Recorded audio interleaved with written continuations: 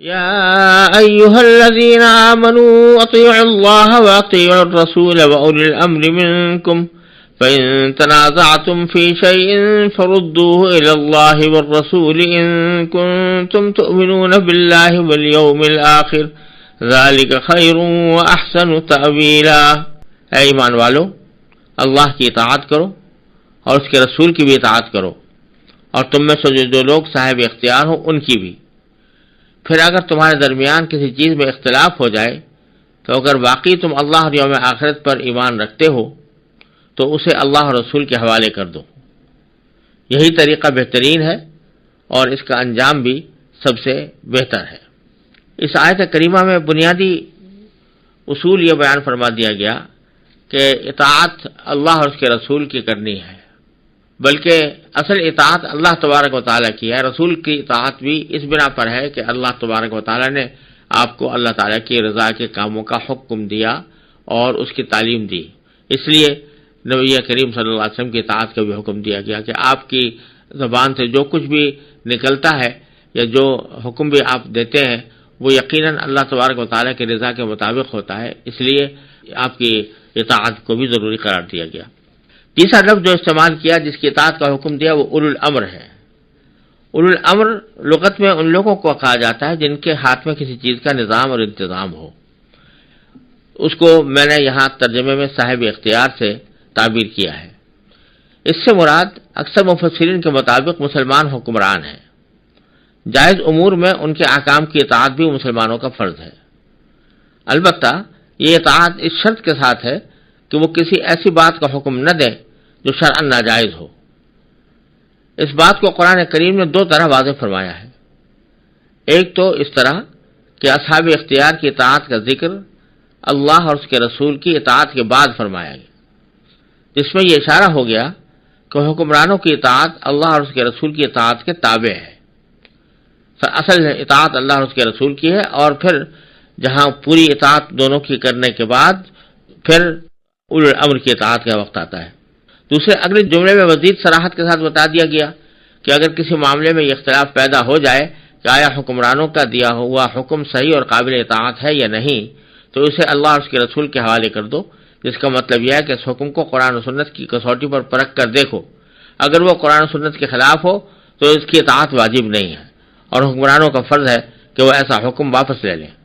اور اگر وہ حکم قرآن و سنت کے کسی صریح یا اجماعی طور پر مسلم حکم کے خلاف نہیں ہے تو عام مسلمانوں کا فرض ہے کہ اس پر عمل کریں۔ لہذا اولو الامر کی اطاعت مشروط ہے اس شرط کے ساتھ کہ وہ حکم جو وہ دے رہے ہیں وہ اللہ اور اس کے رسول کے حکم کے کسی بھی جہت سے خلاف نہ ہو،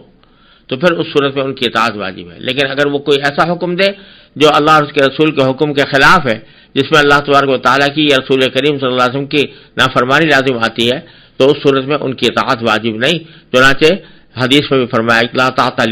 طاعت لمخلوق،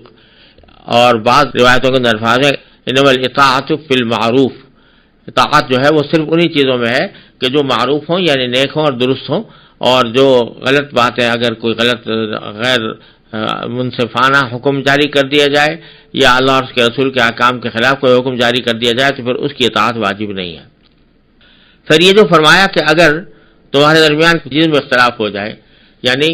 حکمران اور رعایا ان کے درمیان اختلاف ہو گیا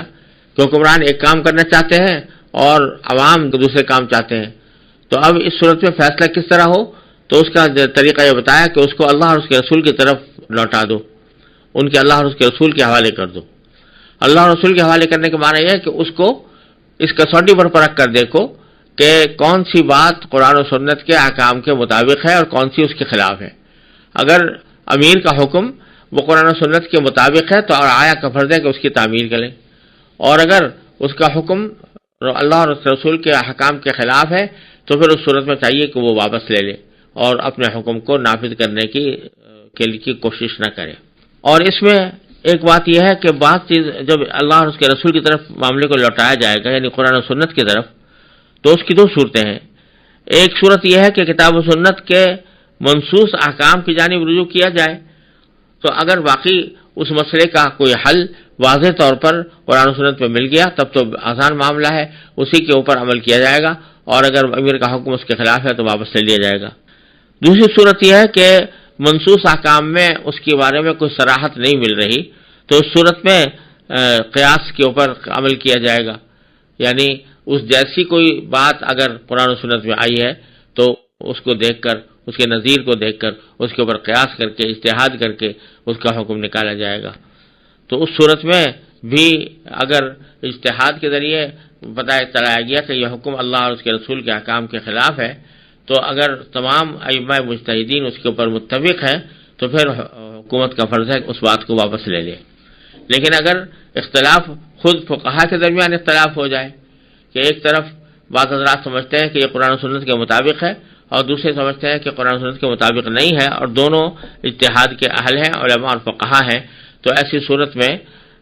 حکومت کسی ایک کو اختیار کر سکتی ہے۔ اسی کو فقہ میں کہا جاتا ہے کہ حکم الحاکم رافع للخلاف، یعنی اگر فقہا کے درمیان کسی مسئلے میں اختلاف ہو جائے تو حاکم کا حکم اس اختلاف کو رفع کر دیتا ہے، اور حاکم کا حکم جس اجتہادی مسئلے کو بھی اپنا طریقہ بنا لے تو اسی کے اوپر عمل کرنا سب لوگوں کے ذمہ واجب ہو جاتا ہے۔ یہ بھی اولو الامر کی اطاعت کا ایک حصہ ہے۔